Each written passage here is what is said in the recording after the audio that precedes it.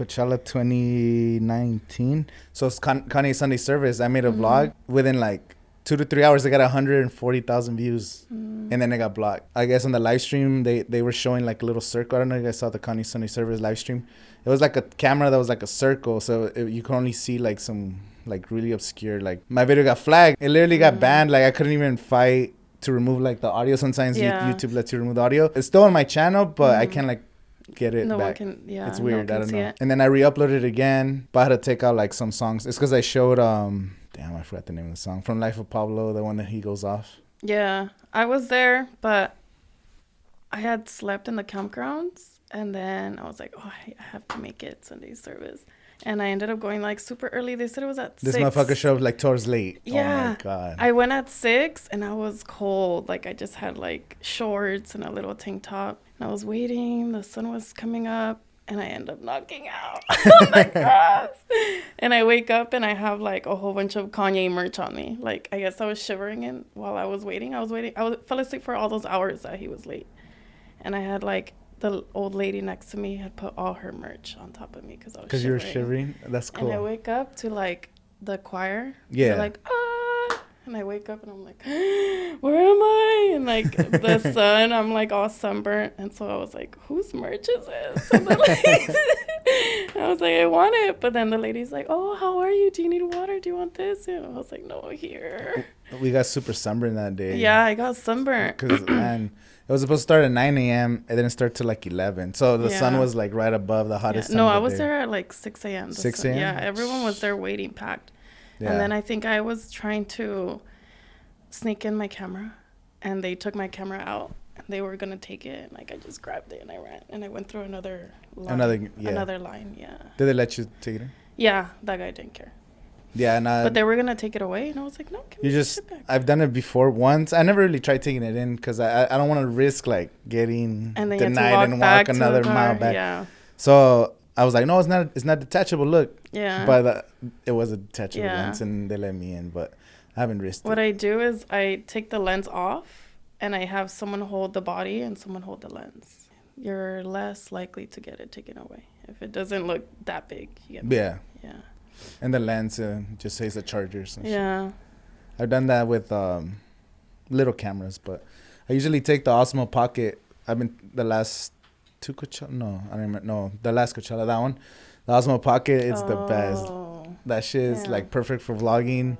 It shoots in 4K. The only thing, the battery dies pretty quickly. I have the juice, the power juice, but that shit is bad, bro. Like even in low light, it's really good. Yeah, I've never seen that.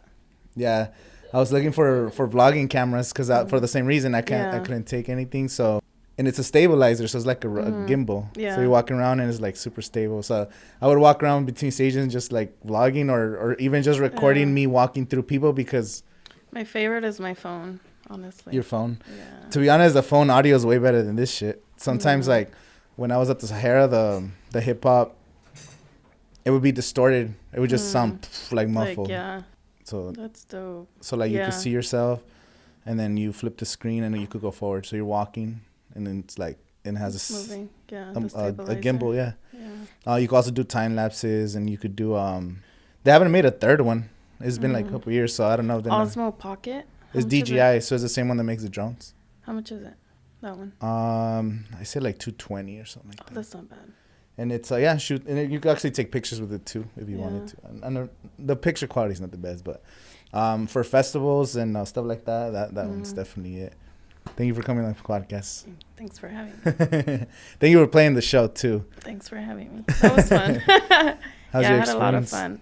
Well, I didn't know what to expect, and my girlfriend was out of the country, or she told me she was gonna be out of the country, and this was my first show, kind of without her.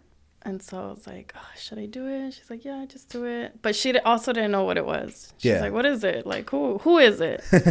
I was like, I don't know. I'm just going to do it. And then I was like nervous the whole time. And then once I got on stage, once you get past the 2 or 3 first songs, then you're good. You're chilling. And then especially because I hadn't been on the deck that... Yeah. What's Brian. his name? That he Suarezito, had. Suarezito had.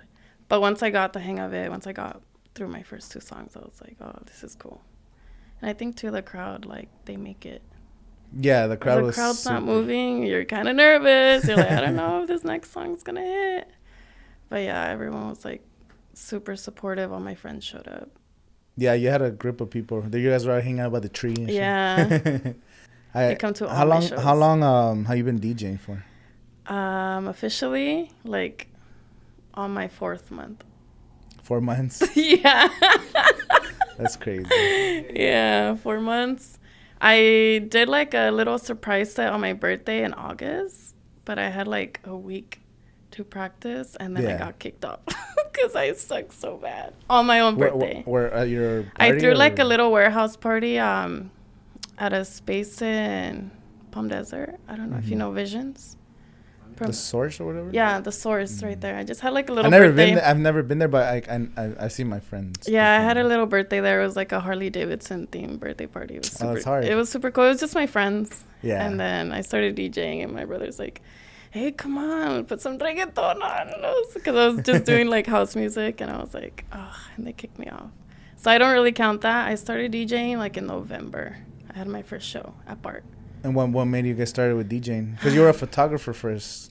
Yeah. So I knew you as a photographer. Yeah. Do you remember me hitting you up for a photo shoot like 2 years ago or something? Well, yeah, I remember all of our conversations. But about 2 years ago, I was doing photo shoots. I would do more fashion editorial. That's what I like to do. I hate shooting weddings. I hate shooting baby showers. I hate all that. I'll do it for the money, but it's not what it... I have ADHD, so I get sidetracked. You gotta bring me back. So 2 years ago, I kind of just stopped everything completely. I stopped shooting. I stopped doing styling. I think it was during the pandemic. I was just, like, super unmotivated. I lost a job that was, like, the peak of my styling. I didn't lose the job. I went to go do a job for one of the Kardashians, and she canceled the whole shoot. And so after that, I was like, I don't know if I want to do this anymore. Styling is a lot. What do you mean by styling? Like, what are you actually... Wardrobe styling. So I was doing wardrobe styling, and I was shooting. So I would do behind the scenes with film cameras and all that. So I was out in LA. My shoot got canceled. That's kind of like what made me super depressed. And then for 2 years, I didn't do shit. Sorry, can we cuss? Yeah, you could say okay. I didn't do shit for 2 years. I didn't shoot. I didn't style. I did nothing. All I did was go out, get drunk. I was having a good time, and I was still doing, like, TikToks and stuff like that, but I wasn't doing anything creative. And then around last year, was it last year? Yeah, like around November. My girlfriend's been DJing for a long time. Like, how many years? 8. 8 years. We're like 15. I'm just kidding. She's been DJing since she was in high school. But she started DJing, like, religiously, like, house music last year, I think. And then she's so good. So she would always open shows, and she would kill it. Like, she would be killing it, and we'd bring in a lot of people. So I would tell her, like, dude, you're not an opening DJ. Like, you're closing DJ. You bring all the people, you bring all the vibes. You're always the best set. So she's like, yeah, I wish we could do our own thing. So then in November, I hit up my friend Michael that owns BART. And I was like, hey, I want to do a show. He's like, okay, when? Next month. Okay, booked. That's it. And I look at her, I'm like, okay, well, you have a month to teach me. Like, we have a show. And so we did, it was called Dog House at BART. And we packed the house down, super lit. It was just fun. It's fun. Yeah. Especially when you're playing the music and you know, like, what type of music your friends like. And, like, you just watch all your friends dance, you know? Yeah. That was a lot of fun. And then after that, I was like, I want to do it again. Like, you get such a high of everyone, like, just saying, oh, dude, you did so good. Well, I loved it. And so we're like, okay, let's plan the next one. And then after that, like, all of her friends were like, oh, like, come DJ this show. Come do this. Come do that. And then I kept booking shows up until this one. And then, yeah, I've been doing it for 4 months. 4 months. And then you started going back into photography? I started doing it. You've still been doing photography on the side? Or? No, I haven't done it in a really long time. My first shoot back was this year? 2 months ago? What did I do? Oh, okay. So I had this idea in my head that I wanted to shoot in like a little kid's room, and I know it's not my idea. I stole it from someone. Stole it from Balenciaga. Yeah, I stole it from Pinterest or something. Right? That's exactly what it was. No, like I even had the bear and everything. They already have all the props. Like. Yeah, I had the bear too. But I wanted to shoot like in a little like pink Barbie pink kids room. And I was like, I really want to do this. So I went to my mom's house where my niece and my nephew live. And I took all their toys. And I got my my roommate's room. It's all white. He has cute little lights. I was like, hey, can I use your room? Turned it pink. And I shot this girl. She had been my friend. For a couple years, we went to high school together. She also models. She's like, hey, I'm back in the Valley. Like, I need you. You have purple hair. I need you for this. And yeah, I shot her, and I was like, oh, I forgot how much I love doing this. What kind of camera do you have? I have 2 different ones. I have a Canon 5D Mark II, and then I have a little Nikon, like small little, I think it's like a 3400. Yeah. Super, with the kit lens, and I have a portrait lens for that one, but I shoot both. Because for my Canon, I just have a portrait lens. So yeah. I kind of like switch over the 2. But yeah. And then my Canon, the reason also too why I stopped shooting for so long. I was at the Kanye West mountain. I was shooting these 3 girls 2 years ago. And I was shooting them, and then all of a sudden the mirror just like clicked, and it like you could see through it. I'm like, damn, I messed up my camera. So the middle of the shoot? In the middle of the shoot, I took it apart. I scratched the fuck out of the mirror. And I was like trying to save it. I'm about to cry, like with my nail, trying to flip it back. And I put it back, and just hasn't been the same. Yeah. It still shoots. It still works, but it's not the same. The focus is like fucked up. I have to like mess with it more than I already like have to. And it's just a struggle. So now I'm like kind of building my equipment back, but that's another reason why I stopped shooting for so long. And right now, like, because this DJing is so new, like, do you want to pursue more being like continue doing gigs? I mean, do you want to make music as well, like mixing your own stuff? Yeah, I have a lot of ideas to like make my own songs. I'm still learning. You're still learning, yeah. But it is something that I already know how to do because I took like a little class in high school, like not like how to make beats, but like how to make your own natural beats, like knocking, like doing shit like that. I took a little computer class, and one of the assignments was making a song. Okay. So it is something that I already know how to do, but I haven't really dove into like music theory and what it takes to actually make a song, the beginning, the middle, and the end, you know? But definitely in the future, I do want to make music. But as for the photography and the music, I want to do both. Yeah, I mean, like I do a lot. I really do a lot. Yeah. Yeah. And it's like, I want to just focus more on making art in general. I do love shooting, though. And I like styling. I like doing the makeup. I like the wardrobe styling, hair. I like doing it all. I like taking control. A whole creative director. Yeah, but I can't choose, like, I don't know. I like doing it all. Yeah, it's hard to choose, like, people want to put you in a box or something. Like, oh, you only do this or you only do that. But no, I think today's day and age, everyone's got multiple passions or hobbies. Yeah. So, I don't know. You asked me if this is a hobby or what was it? I don't even know. No. It's like, it was definitely a passion. Yeah. It's like, I spend so much time, but I like it. I like doing interviews, editing. Yeah. I've been editing videos for a long time, so I do a lot as well. Like, it's sometimes too much. Like, I'm spreading myself too thin, but also, like, I don't want to give up on some of the projects I'm working on because I'm like, I'm already further ahead than when I started. Yeah. Like, fuck it. There's also, like, no pressure because there's no timeline. Like, there's no timeline. Mm-hmm. So what I've been saying is everything's fake. like we don't need anything. Like you need shelter, food, and take care of your friends and family, like your close ones. Like that's all that matters technically. Right. Just your inner circle, whatever.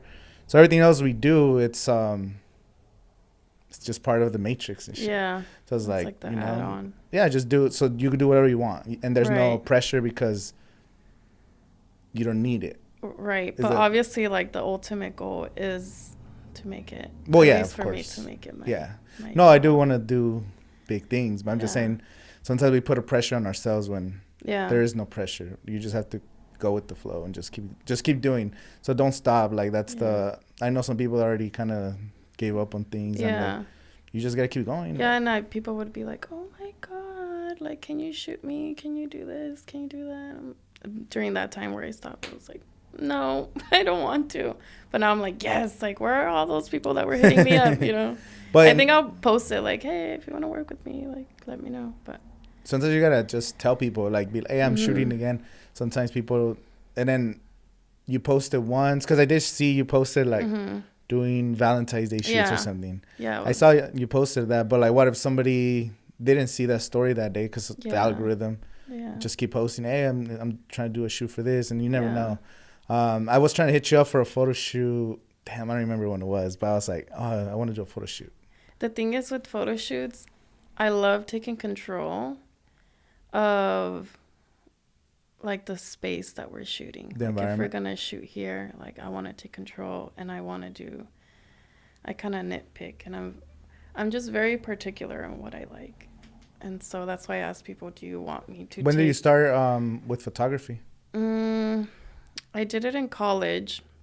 I took a 3D animation class, so I learned to like how to project like at Coachella, like how to do the projections on whatever.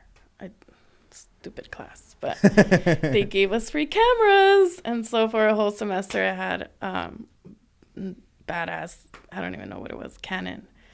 And so I went to school in UC Santa Cruz, right next to the beach, and so I always had this big ass camera with me, and I don't know any of the logistics, like none of the ISO, I had no idea what I was doing. I was just clicking. Just auto. Yeah.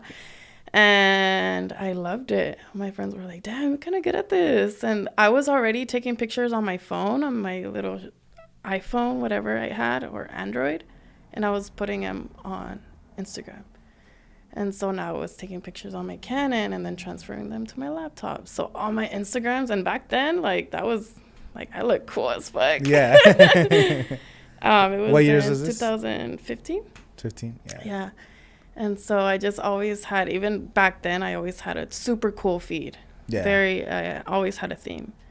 And I went to college for 1 year, and then I came back home, and I was like, well, I need a camera now. I asked my dad, hey, like, can you buy me a camera? He was like, how much are they? I was like, I don't know. He's like, okay, let's go to Best Buy. Went to Best Buy. He's like, okay, I'm going to give you this loan. You better pay me back. I think I did like one payment, and I never paid him back. So I owe him a camera. It's that little Nikon that I have. Yeah. It's been through hell with me, but I love that. I love that little camera. It's not the equipment. To me, it's not. It helps, but you can make like amazing art with what you got. Yeah. I had a Nikon. I think the 3400. Mm-hmm. It was red though, like. Oh, there is a red and silver one. Right? Yes. Yeah. So I bought. That was my first camera. Yeah. The Nikon. With the kit lens. With the kit lens. Yeah. So when I started, I think I bought it like 2015, 2016 during like my first years in YouTube. So when I first started YouTube, it was just with the phone. So we didn't even have a tripod at the time, so the homie was recording me shaky. So yeah, just like this. And then like so it was me and my friend. He doesn't make videos anymore, but it was us two like on a couch, and then my other friend with just the phone like this, all shaky. Like we'd be there for 20 minutes. He's all fucking and like, stop moving the camera. We're all mad at him. And then I would edit the video on iMovie on the same phone. Like it was just annoying. And then I finally got a laptop, and I was editing on iMovie, and then I got Final Cut Pro. Yeah. That's usually what I edit with. You edit videos too now? I do it on my phone. It depends. Like if I do like the one I did for the show, I do it all on Splice on my phone. I pay like $5 a week. A week? A week. It's like, well, $20 a month, but it's cheaper if you do it like weekly. I think a month it's like $30. And if you do it weekly, it's like $5. Every week I'm like, what's this charge? It's $4.99. They all add up, those freaking, oh my God, there's so many little, it's only $2. Oh, it's only, I need a little extra storage on my iCloud, fucking $5 or Dropbox. Yesterday I was like, I just wanted, like, I was editing a selfie and there's like little hearts. And then I told my girlfriend, babe, I'm about to buy this free trial. After 7 days, it's going to charge me $30 to remind me. But anyways, yeah, if I do my TikToks, I don't use the CapCut that everyone uses. For TikTok, I use a Splice. Just because I feel like I have more control of, like, I'm very particular of if I do recaps, like a recap video of my night, every beat is like a different clip. So there I am. Boom, like, boom, you're switching. Yeah. Yeah. I know it'd be easier on my laptop on Final Cut Pro, but on the phone, I'm like, well, on the phone, so it's so much easier on the phone. Yeah. Not that it's easier on the laptop, it's just more time consuming. So what I've been doing is I'll select a bunch of clips on the computer and then just airdrop them to my phone. Yeah. And then on my phone, I just edit it. Like, I think I need an iPad. That's what everybody keeps telling me. Yeah, an iPad. You need an iPad. And I don't know. I never really had an iPad. Me either. So. I have an Android iPad for work, but I sometimes use it to sketch little stickers and stuff. But I could see how it would be useful because I do everything on my phone. And the laptop is just like, I need glasses. It's a lot. You're like this. And like you can't lay on the bed. I feel like an iPad would be so much better. Easier to travel and do everything. Yeah. They started doing like some of the editing apps. They're getting better too on the iPads. It's almost like a laptop now. Yeah. Especially if we get the Pro. Like my friend, he's got like Lightroom and all kinds of shit on his iPad. And now I have the Lightroom that I have on my laptop on my phone, and whatever I upload on the laptop, I could see it on my phone. It mirrors it like right away, so that's cool. Like, and also it looks different too. If you look at it on the laptop, it's like a lot darker than how it is on your phone. I don't know. To me, it's different. Even when you export it, it's different? When you export it, it's the same on the phone. But because of the laptop screen, it like, I don't know. Maybe it's my laptop. But I just feel like it looks so much clearer on the phone. Yeah. I've noticed that too. Like, I'm editing it. I'm like, this shit looks... I don't know. It doesn't look that good. And then I export it to my phone. And like, it looks good. Yeah, it's weird. Maybe it's a pixelation, so the screen is shit. Yeah. I don't know how that works. The technology of these computers is crazy. But yeah, so I wanted to ask you about the show. So what was your thoughts of like the whole event, of the whole thing in general? One, I think what you're doing is very smart. I was like, whoa, this guy's has something going on. Production-wise is crazy. That guy is insane. I was stalking him. I was like, oh my God, who is this guy? Because he's like, who does that? She's like, who's doing the lighting? Who's doing the fireworks? I was like, I don't know. Let me figure it out. Shout out Jose Martinez, DJs de la Raza. So what he does is he used to be a DJ. He still kind of DJs, but for the most part, he gets hired and he kind of pitches those gigs to other DJs. So like, so I'll be like, oh, I'm looking to do a wedding and they want a crazy lighting and all this. He'll show them what he could do, gives them a budget, whatever. And he'll recommend a few DJs and he'll do the setup for them. So he doesn't do the event. He just does the whole setup for him. He was the one in charge of the fireworks, right? Yeah. So I had my... he wasn't, the fireworks and the lighting he was doing. I had my backpack and I was like just standing in the corner. And I was so nervous. I was like, oh, I need to put this down. We didn't have a table or any area. So I asked him like, hey, I asked the guy next to him, hey, can I put my backpack right there? He was like, no. I was like, okay. And so I looked at him and I was like, he's like, what? He had his headphones or he had something on. I was like, oh, can I leave my backpack here in Spanish? He's like, oh, yeah. And he's like confused. I was like, oh, I'm going to DJ. I have my stuff in here. He's like, what? You DJ? And I was like, yeah. Then Suarezito was going on, and he had the firework thing. I was like, hey, don't waste it. Wait for me. But yeah, he was super cool. I liked him. We had fire too, but we didn't use the fire because we were under the trees. We're like, let's just be safe. But he's got all kinds of stuff.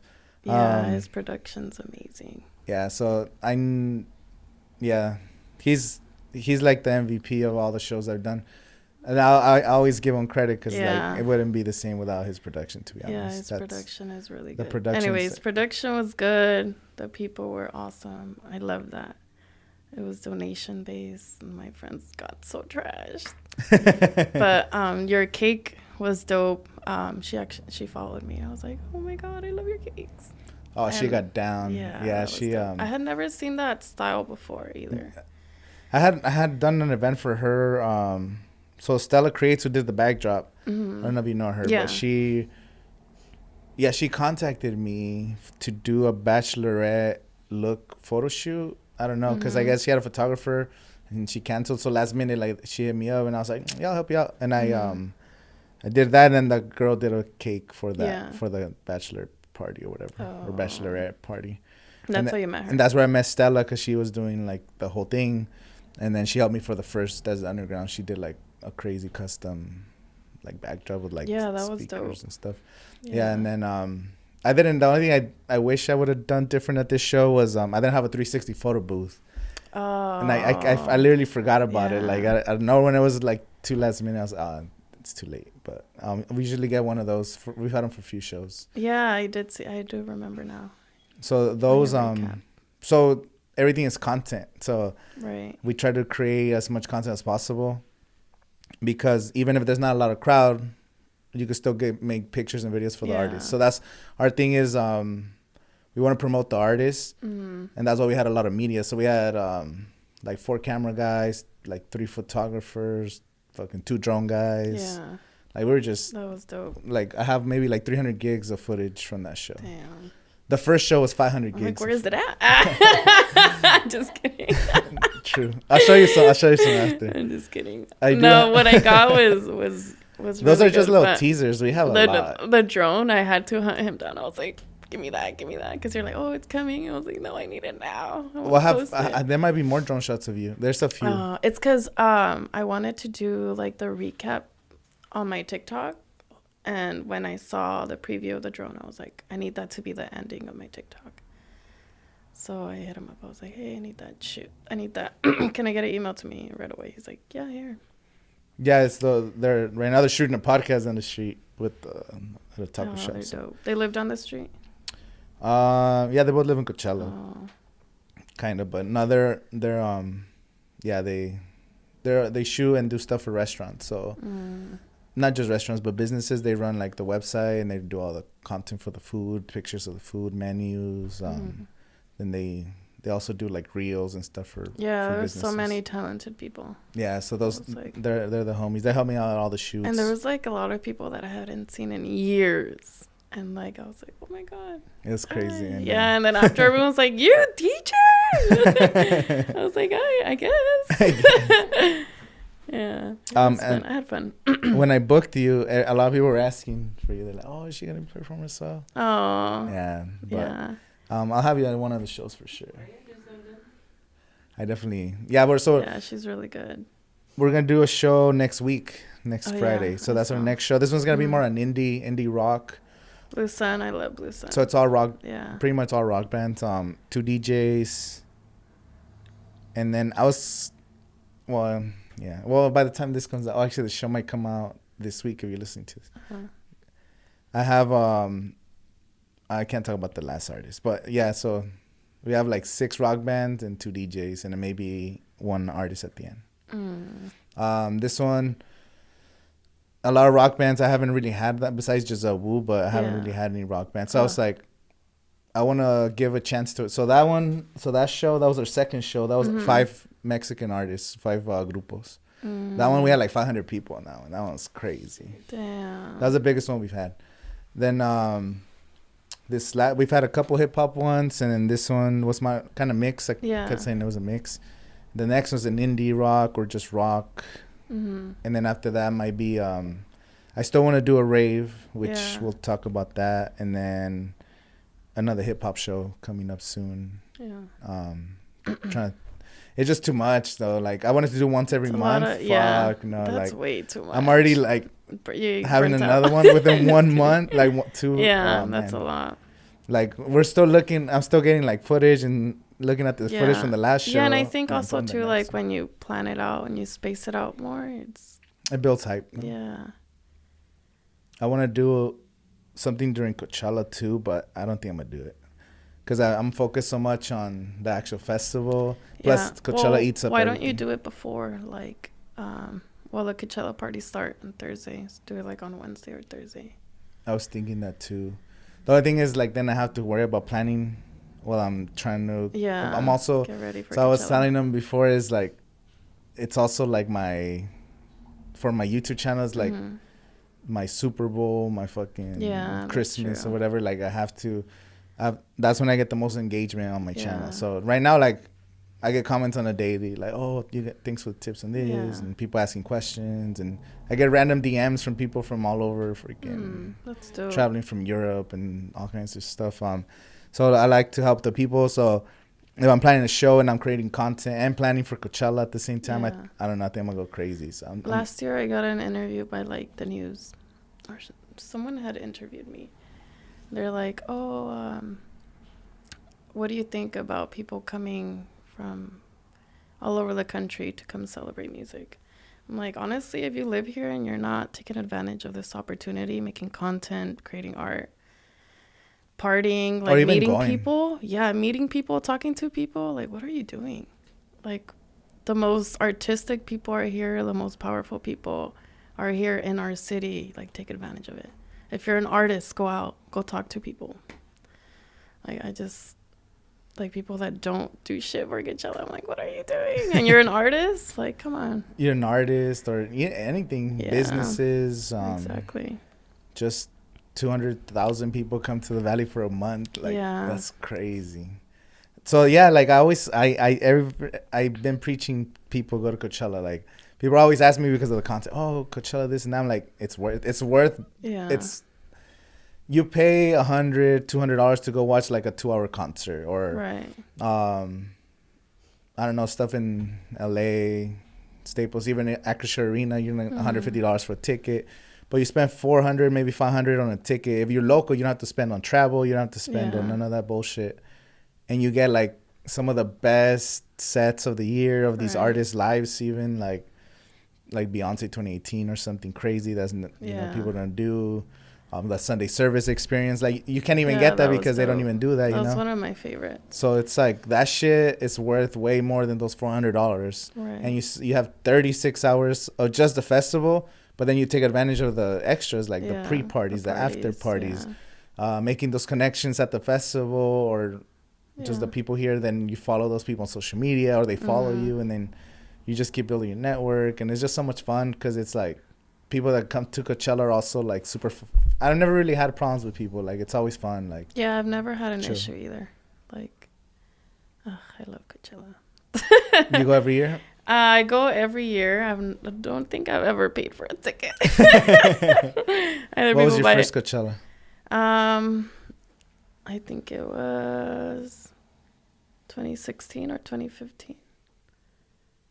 2015 or 2016. I'm not too sure. I think I was like barely turning 18. Yeah, it was fun. But I love going to the parties. Like, I think I love the parties more than Coachella. But I like weekend 1 for parties, weekend 2 for Coachella. Yeah. Just because that's where I like create all my content, meet all the people that I need to meet. And then weekend 2, I don't even care about my outfits. I'm like in a hoodie the last day, just listening to music. That's what I love. Yeah, weekend 2 the music's a lot better. Yeah, and the people are a lot better, and the crowd's a lot better. Even like all the artists say, like, oh, weekend 2 crowd is always the most hyped. And I feel like there's more people weekend 2. I don't know if it's because of all the extras happening around the festival on weekend 1. Weekend 1 that everyone's it's at different parties everywhere. I always watch, even right now, like, I love watching Coachella vlogs of like influencers. And they're always complaining, obviously. But they're never at the actual festival, or when they do go, they get escorted in. They're there for at night for like 2 hours. They're there for like 2 sets or 1 and set. And then they leave, yeah. But, I mean, it's getting into Coachella is like an hour. Yeah. A whole 2 hours maybe if you got to get your Uber ride. If you got to get dropped off. Obviously, we know all the shortcuts, but it's a whole ordeal. I think the production at Coachella and like everything that comes with it.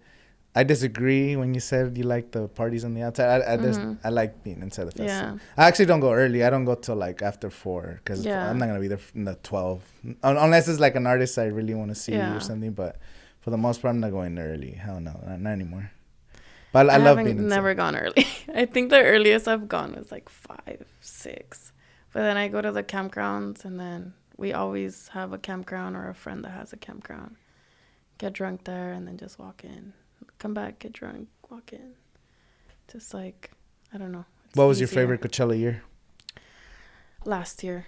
Last year, first weekend was the most fun, but like I said, because it was all the parties. Yeah. I went to, one night we went into the Zanyara. I think it was the last Sunday of weekend one. Oh my God. Life-changing. What is that? Zanyara, it's like the big estate somewhere around here in Coachella. The one that has like the big-ass lake. And Solomon was DJing. He DJ'd from like 11 to 6 in the morning. And at that point, like I wasn't even like, I was just vibing. It was like just so much fun. And then we had a friend that their friends had a table there. So it was like free alcohol at night until 6 in the morning. Then at 6 in the morning, we were all walking. We went to another after party at, what is it called? Laguna Seca. Those houses. There's like 3 big mansions next to each other. And each, in the morning for brunch, there's a party at each house with different like brands. So it could be Nick's. There's one called like Ravecella, or I don't know what it is. And so each brand has like, or magazine has a brunch party and then a night party. Mm-hmm. So at each house, there's like 6 parties. Yeah. If you get me. Like, and you just kind of like hop around. And so we ended up there. And then we walk into one of the parties, and it was like Purple Miami and Diablo DJing until like 8 in the morning. And I had to work at 9. And so we were there until like 8. Where do you work at? At the time, I was working at Life Touch, the photography studio. I was doing yearbooks there. Oh, shit. You're on 1 hour sleep. Yeah. And then I'm like sitting there, and at the time, my office was like this big, and I shared it with my boss. So I'm like sitting that way, like looking at my computer. My boss walks in. He's like, "Smells like tequila." I'm like, "Oh, that's crazy." Damn, I'm like lit, like super lit still. Yeah, I don't know how I made it, but I did. And then, did I work there? Where was I working last year? No, I wasn't working there last year. But that did happen when I was working at Life Touch. Yeah, and then right now I'm working. I actually can't really say where I work because I'm just so like crazy on social media. I'll get in trouble. They find me. Yeah, I try to separate. But I work with kids. Oh, okay. Yeah, but I do separate them too. Yeah, I never talk about my job that much. Yeah, me either. Yeah, try to. Even at work, I don't even tell people I do social media just because some people they have no idea who you are. Me too. They have no idea who I am. Some people know you from like work. Some people know you. Yeah, it's I don't even think it's like a bad thing, but like I feel like some people will be like, "Oh, what the hell? Yeah, what are you doing?" Yeah, and, like you're always partying and shit. Yeah. But I'm like at these parties, I don't even. Well, at my shows, well, except this one, I got pretty crazy. I was on. I don't know if I talked to you at some point, but. Oh yeah, you were faded. But you weren't bad. You were just like, "Hey, dude, I'm sorry. I'm just super lit. Yeah, I'm super drunk." And I was like, "No, you're good. You're good." And he's like, "Yeah, you're about to go on. Okay, you're about to go on." But your eyes were like closed like this. Fuck, I was crazy. So I was so, because I don't think. Oh yeah, I did change it, but for a while I had the set times. Oh yeah, on your the on my set time. They're still there. Yeah. Pushed. It just kept. Yeah. So I was like, I was just kind of checking, and I was like, oh shit, everything's falling behind because the juniors, one they started a little late. They didn't start at 9:50. They started later, and then they were still gonna play like their set. And I was, okay, you're coming on, but then they did the birthday thing with the shots, and then was a whole like and then my 30 minutes. Yeah, and then my cousin, I had promised him he was gonna sing a song. That was my cousin who performed. Yeah. And after that, I was like, oh fuck, my cousin still needs to go on for that one song. Yeah. And then like we delayed for like 30-40 minutes during that time. And then it was already delayed. Yeah. I'm just kidding. It happens every time. Yeah. I was just like, I was so anxious. I was like waiting and waiting and waiting, but it was at the end. It was like super dope. Yeah, no, it's cool. And you performed like one of the, what was it, like 10? What time did you go on? Do you remember? No, I was supposed to be at 10, and then I ended up going like at 11:15. 11:15. Because I told the guy I'm not getting off until 12:15, and then my brother's like, it's 12:10, and I was like, oh shit, I got one more song, and then Suarcito was like, one more song. I was like, no. And keep going. I was like, I still got 4 left on my set, but yeah, I ended up like skipping a couple, and then I just closed it out. Do you already have like an idea what you wanted to play? Yeah, I had a set list with like my transitions and stuff. I practiced for like 2 days. More? Yeah, I practiced a lot. Because it was like my first set without her. And usually she's like in my ear, like, get out, get out, get out. But I think because she wasn't here, I did a lot better. Damn, like that. Because I did the like pressure, yeah, she just like I'm like just want to do it. I wanted, because she's such a perfectionist and she's really do you guys already you have your setup already ready always every day? She does. Yeah, she could just do whatever, but I'm not that good, so I don't know if I could just start playing different songs, but for the most part, if it's house music, I have my set list. Yeah. Is that like your favorite kind of genre? What's your favorite genre? House music. Yeah, I think it's easier. Like more just to listen, not just to play, but like what the day after that, I did a little Bad Bunny party, and that was a lot of fun. That was fun, but that was like my first time just playing like a mix. Yeah. I'm like, what does this button do? Let's try this. Let's do this. And that's honestly how you learn. Yeah. With like little kids. Those little kids are, yeah, they were having a good time. So if you're having a little kid party at Lizzcastles. Yeah, and then the mom's like, oh, can you play some, like what you play, like some house music? And I was like, okay. And then my friend that was next to me was like, just play your set that you did yesterday. And I was like, yeah, you're right, huh? And I just played them my whole set again. Should have hit me out. Yeah, I should have pressed record. Damn. Yeah. But I still need to record that set because everyone's like, hey, like, I need that. I'm like, okay, it's coming. And I didn't record it. I didn't have an extra USB. I should have. That was like my favorite one. Might have recorded the audio. Oh, I need that. Let me talk to the guy who was doing the audio because he said he was... I'm pretty sure he recorded the audio because he was recording... We were supposed to do 2 songs per artist. Mm-hmm. But... I think he was just recording the whole thing because it was too confusing once everybody was everywhere.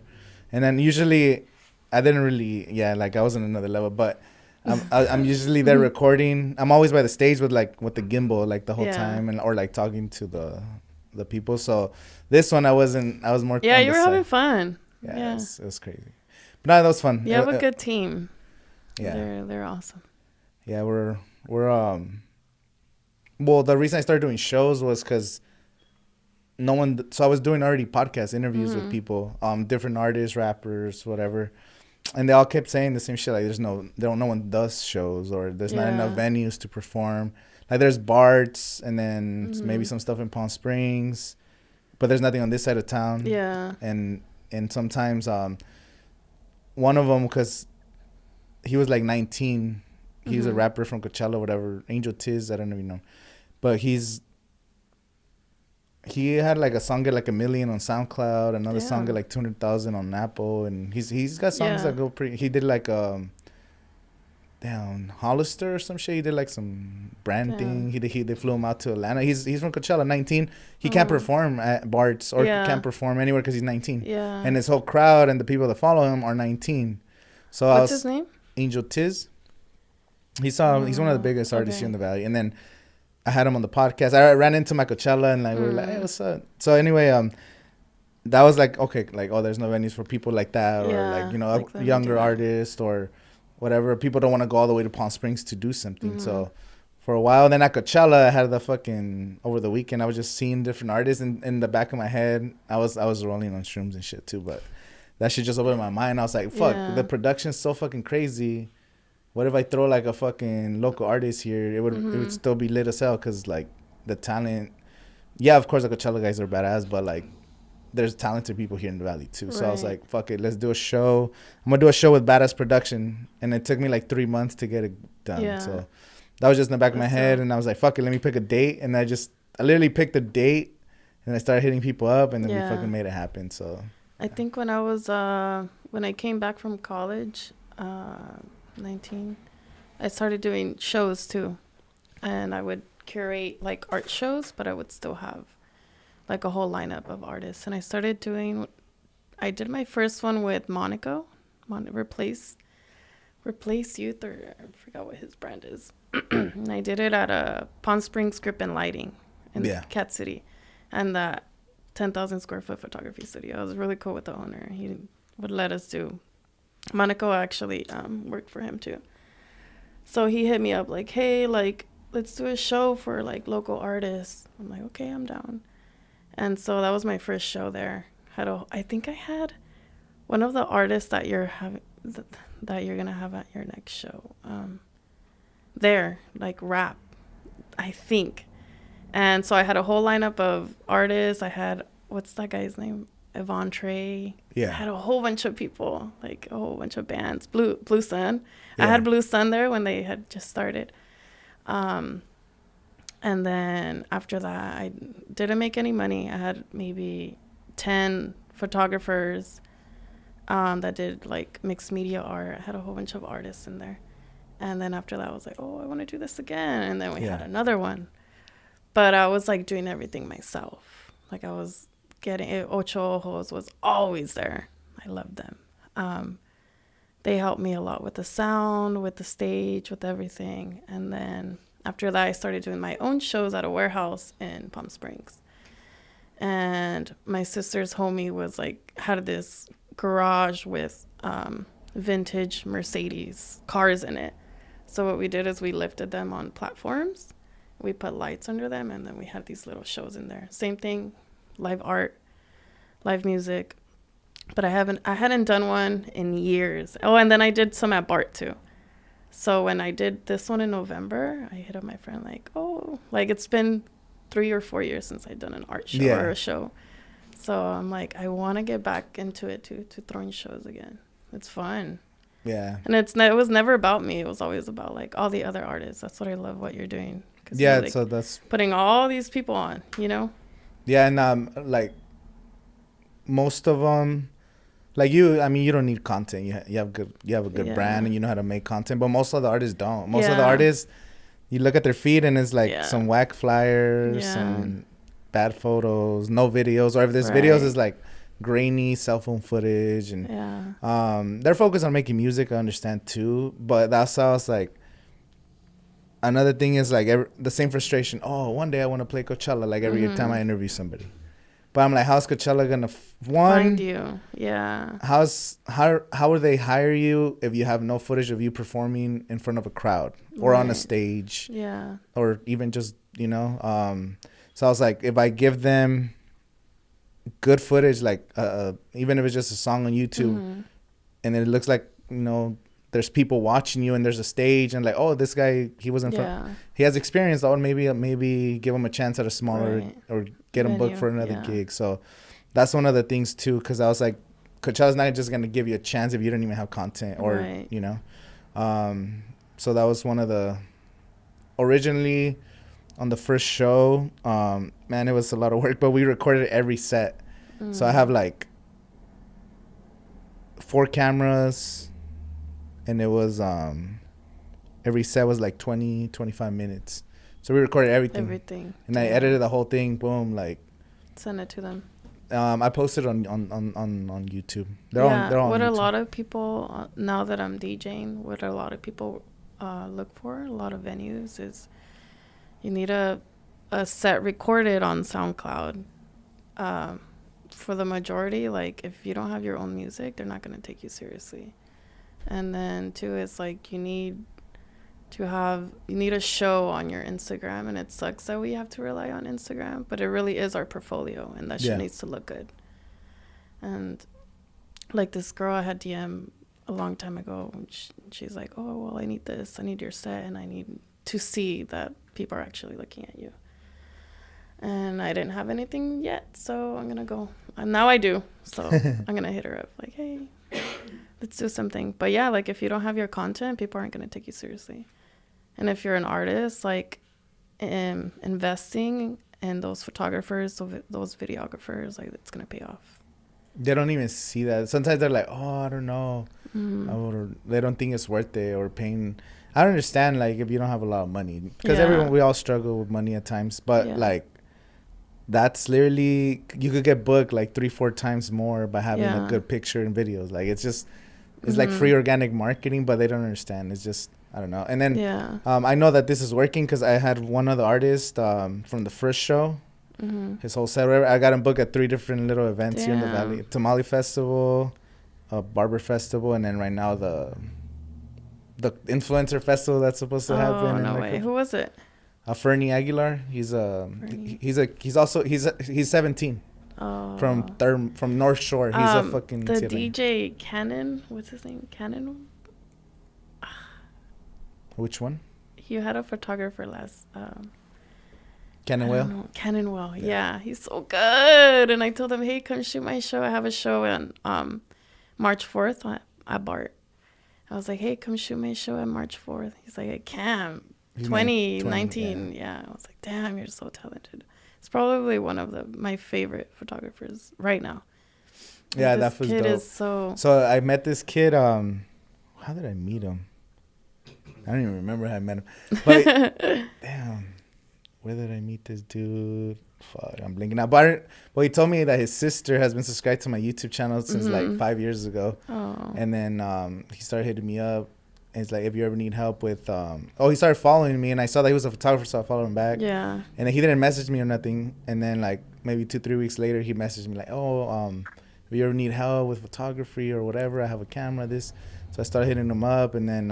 he's so good. He's helped me a couple of events. We went to shoot some I try not to get gigs, but like sometimes I'm like, fuck it, some extra money. So I still do. I never went full into like corporate gigs because I've always been doing YouTube and shit. I'm not getting paid. I make maybe this month I made like $100 on YouTube. And then I usually average like $40-50. During Coachella I average like almost 2,000 though. Damn. That pays for my whole Coachella that's dope experience and shit. So that's why like fuck, the month of April is gonna be crazy. So right now this kid started helping us, and then the same thing with Brian, the guy that came earlier. He was I was shooting a video for 6th Street, their 2-year anniversary. I was doing like a little video for him. He came up to me, he's like, oh, I saw one of your YouTube videos. I'm from the CV film program. He was still in high school. And he's like, I'm about to graduate like soon, this and that. I was like, oh, whatever. And he followed me on Instagram. And then like that summer I hit him up and I was like, hey, I need help if you want to like get a job or whatever. And then from then he started like learning. He was helping me with the production of the podcast, so I hired him to help me like produce and edit and stuff. And then from there, like he saved up, bought his camera, and now he has all kinds of gigs. So these kids are so talented. I'm trying to, these freaking programs in school is crazy now. They have like full they have bigger productions than like freaking some of the news stations and shit. I saw when he sent me the pictures, I was like, oh my God, this kid is so good. I know I want to get him to BART, but I don't know. Like maybe if we take him early, if we go early and we have him hold we have him hold a deck or something, we can probably get him in. I mean, allegedly. We're not yeah. Or we can give him a little... When's your show at Bart's? March 4th. March 4th. So it's going to be my friend Esposito. He DJs. He's one of my buddies from San Diego. And he has, like... He's the first person that taught me how to use CDJs there, like, during the pandemic. Like, I was just, like, fucking around with it. And so I told him, like, hey, when I start doing my shows, I want to invite you to come DJ over here in Palm Springs. So he's going to open, and then it's me, and then Javi's going to close. So it's just like, it's going to be fun. And it's Doghouse #2, but it's not called #2. I think I'm just going to have, like, the Doghouse name and just do, like, quarterly events or monthly. I don't know yet. Yeah, just well, the same thing with Des Underground. I was like naming the different things, but at the end I'm just putting Des Underground. Yeah. Just Des Underground. That's it. It was gonna be Coachella Underground, but I ended up not using. You'll Coachella. probably get flagged. That's for what that. someone told me. Yeah. This I have a lawyer friend who's like, you probably shouldn't be promoting as Coachella Underground. Yeah. I guess you can use the name Coachella, but they all the mayor told me they only own the font. Because I asked him, like, how does Coachella affect the city? He's like, oh, we get free marketing from it. Like, he's like, oh, it's great for the city, you know? Yeah. People think it's in the city of Coachella and shit. I don't know, because I used to work for Coachella magazine. I used to help out George a lot, and we would get flagged for a lot of different projects if we had, like, so they said if Coachella comes before, or like Coachella this, then we had to change it. Or if it's like, you know, I don't know, underground music festival or at Coachella, then it would be fine. Like City of Coachella. Yeah. But if Coachella came first and you were marketing it as Coachella, they would send us a what is it called? A cease and desist, like email, always, all the time. And I know Coachella is like waiting for Coachella magazine to, you know, like every year you pay for your name. They've probably been monitoring that guy's name for like years. They've been trying to take away that name from him. That's crazy. Years. Yeah. Yeah, they have a big, I mean, I guess they did build the biggest brand and shit. It's the biggest festival in the world. That's crazy. Or at least the biggest, like, most culturally impactful festival in the world. I know there's bigger festivals and there's other shit all over the world, but not like the way Coachella does it. It's like the center of the music scene. Everything starts off here. So, what do you think about the lineup? I love the lineup.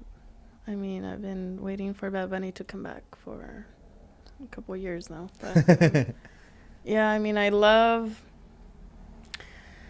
know. Me and my girlfriend fight on who we're going to see. So I think this year we're going to go both weekends so we could see different acts. All the different, the art. I do want to go early this year. I want to take advantage of, I've never seen any of the extra shit. Like, what do you mean? Like the extra, like interactive activities that you can do at Coachella. Because when I show up, I'm just already drunk. And at night and stuff. Yeah. You've been to the Arctic Dome, though? No. No? That's the best. Everyone's talking about it. I'm like, I've never. The Arctic Dome is the best. It's not the best, but it's just like, it's an experience. It's a cool experience because it's air conditioned, so it's a break from the heat. So like, if you're there like at 4:30 to go into the Arctic Dome, you sit in a beanbag chair or whatever, and then it's like a crazy visual for like 10 minutes. I see all that shit after the festival's over. You know, I'm like, hey, where's that? Where's this? Yeah, there's. I mean, there was so many new fucking little clubs, and there was like the new. I don't know if it was vodka or Smirnoff or what the fuck by the main stage on like one of the beer gardens. There was like a whole little indoor tent. Heineken, right? Heineken. Not the Heineken. Oh. Heineken was the one that's always there, but there was a new one. It was on the right side of the main stage, and there was like you go in there and it was like a little mini nightclub and shit. It had air conditioning as well. I forgot the name. Oh, I love the Yuma. It's just. I've actually never spent an entire set at the Yuma. I've gone in and out, but I'm like so my music music taste. So I always said I'd rather watch a live artist versus watching a DJ or a rapper. So I was like, I'd rather go see that rock band that I'm never gonna see again versus like hip hop. I'll probably go to Rolling Loud or they'll be in LA at the Staples Center.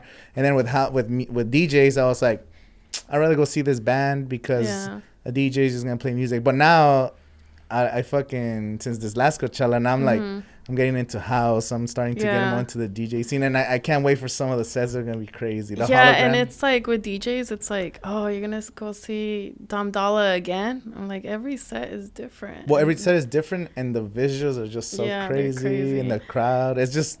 Is it me though, amazing. Or the Yuma? Is full of like shirtless dudes, right? It is, yeah. I mean, yeah. It was so funny because my friend, he's gay. He's like, oh, I can't wait for the Yuma. And he tweeted it. And then I was there and I was like, looked around. I'm like, to my brother, dude, no wonder he loves the Yuma tent. It's like all whole shit ton of shirtless dudes. But it always trips me out. Like, there's people that stay at the Yuma all day. All day, yeah. They don't care about Beyonce. They don't care about Bad Bunny. They don't care about who the fuck is playing. Just the vibes. I'm just gonna be in the Yuma for fucking all day. Do you day. go to the what is it called? The silent disco after? We're there until like it's over. I've been there a few times, to be honest, I haven't been there in a minute. Yeah, I love it. Yeah, I remember the first time trying it was a trip. You're like, what the fuck? And then, like, first when you walk in and, like, or you see the people, it's just, like everyone's all, like, in their own fucking groove and shit. I was thinking of doing some shit here, too, but I don't know how the logistics of that or who the fuck would have that kind of equipment. But oh, that's a lot. We looked into it. We're, like, to get a pair of headphones was, like, or for two, it was, like, $500. There's probably, like, you could rent them probably somehow. Yeah, you can definitely do that. But we were thinking about, like, starting our own silent disco. And then we looked it up. Corporation. Like, no. I don't think so. Yeah, I'm sure you can buy them in bulk. Or, like, at least the good ones are really expensive. Well, yeah. I don't think. Just buying. Yeah, that sounds like a lot of money. But it's a cool concept, though. Yeah. I'm excited for the holograms. They're going to be at Coachella. The 3D fucking experiences. Oh, Eric Pride's or Eric Pride. Oh, the DJ. Yeah. He's gonna have the hologram show. Yeah, he's gonna be dope. That's gonna be crazy. I'm so excited for that. Like, man, that's the set I want to see the most. Well, Bad Bunny too. I think his set's gonna be super packed because everyone also too on TikTok is hyping him up. Like, I wonder Sahara tent. Yeah. Sahara tent for sure, huh? Yeah. So I think he's gonna be the at the same time as Blackpink on Saturday or Friday or the fuck it is. See, that's why we gotta go both weekends. So, man, I hate it because I like a set so much. Weekend one, I watch it again. Weekend two. Me too. and I tell my friends like, no, you guys gotta be there. Yes. Like I do it for them. I watched Big Sean twice, bro, and Big Sean was it was my favorite set of the weekend. Oh my god! It was Big Sean. Best set. We were like going through the crowd, and I was like, move over. We have a big CN fan. But I've seen him so many times. Like, he had I could see why someone said that there was an article that said that he had a bigger crowd than Harry Styles. Yeah, he had a huge crowd. Like, we couldn't get through. And then finally we were like, the right side was the right side was kind of whatever. We were on the right side is where you go through. And the first weekend, and then weekend two, I was right in the middle. Like I was like maybe 20 feet from the front because I loved it so much. Weekend one, I wanted to be like, go again. And I had an artist pass weekend two. Damn. And I left the artist pass section because it was boring. I was like, that's just whack. I like to be with the people. Yeah. And like I was like in the fucking trenches, like in mosh pits. I had I took a Tejana, and during Baby King mosh pit, they got destroyed. It was like almost $200. I fucking got destroyed, but whatever. But no, like I fucking loved the Big Sean set. It was last year. I loved the Grupo Firme. Grupo Firme was fucking lit too. One of my favorites. Yeah. Yeah, that one. It was just like such a prideful moment. I think, especially like when they brought out the pride flag, the Mexican flag, just to see everyone like. It was dope. Yeah, there was like one of my favorite shows. I kept like hyping them up. I wasn't even a big fan of Grupo Firme last year. I became more of a fan after you see them live. Like, I liked a couple songs, whatever. But I hate that though. That's the thing I hate. It's like you kind of know an artist. You might know a few songs. Then you watch them at Coachella, like, fuck, they're like, so good. Yeah. And then you talk about it for like the next week. And then you're listening to the music, and I'm like, fuck, I wish I knew these songs before I went to see them at Coachella. Like, it happens every year. Yeah, dude, they were super good. Actually, I've been busy with all the shows. I gotta do it this month, but I wanna go through the lineup from the bottom up, like the smallest names, and play it. Just listen to one or two songs, And last year I discovered a few artists. I saw Nicki Nicole. She was at the Sonora tent, maybe like at 4 p.m. or something. She's like a rapper from Argentina. And like she was doing shows in Argentina with like 60,000 people and shit. And then they put her at the Sonora, like a small little stage. She was pretty cool. And I got to see Stromae. He's like, I don't even know what you call him, but he's an artist from Belgium. And that fool was bad. Like, he was playing at the same time as Megan Thee Stallion, though. Oh. And I was in the front of Stromae, like right in the front. And I was surrounded by nothing but French people because he's from Belgium. So all his songs are in French. And then like everyone around me was speaking French. There was a Belgian flags, French flags, and I was like fucking talking to these people. I'm like, what the fuck? And then on the other side, like Megan was going crazy. I watched some of Megan on weekend 2, but weekend 1 I was like Stromae. So Stromae, the last time he was in North America was 2015. So I'm like, I probably could catch Megan at another Rolling Out, or that's how I was like, I have to go see this. It's more accessible. Yeah, so that's usually how I choose which artists. It never goes according to plan, but it's like, am I ever gonna see this artist again, or could I see this artist somewhere else? You know? Next year or whatever. Yeah. There's a lot of shit that you also regret. Like, fuck, you see some shit on YouTube, like, damn, that shit look crazy. Like, yeah, last year I regretted one day that we were just looking for my friend for hours, like for 5 hours. Damn. Yeah, but I think this year we need to just make a plan. Make a plan. So it just never works out. We always make a plan. Like we highlight and everything. And not a plan of who you're gonna see, but a plan to meet up. Yeah. We always do that. So I always tell them, like, as soon as we get in, I'm like, if we get lost or we go on our own, like 8 p.m., we're gonna meet right here at the fucking Ferris wheel or whatever. And then sometimes everyone wants to go see whatever, and then we meet up at the end. I mean, that kind of helps. I just hate the service too. Yeah. The service sucks. It's like you'll send a message and then like 30 minutes later you'll get a reply and you're like, what? Yeah, and that's crazy. But yeah, just make a rendezvous point, or pick one of the structures, or let's say, you know how like the artists or the stages have the signs, or like with the set times. 1B or that sign. I thought you meant the speakers. Or even the speakers. Yeah, you could say like, hey, let's meet at speakers 7A at 7:30. Or whatever, 9, or even after the festival. Like a lot of times too, I'm like, I was trying to meet up with some friends. I'm like, you know what? I was like, just have fun, and I'll meet you after. Because I was like, there's no way. I'm just gonna go, fucking wander off on my own and shit. But a huge lake, like the size of like the Coachella Lake, it's crazy. But yeah, when we were trying to get in, the guy that had the table, he had like 5 bracelets for me and my friends. And thank you for coming on the podcast. Thank you for having me. This was fun. Yeah, we'll definitely do another one, and we'll do more shows. And I do want to talk to you about what you told me the other day. So that should be cool. So you have a show March 4th? March 4th at Bart. Doors open at 8. Starts at 9. I go on at, we don't know yet. We just come. Just come. We'll be there. It's going to be fun. All my friends are going to be there. It's going to be a good time.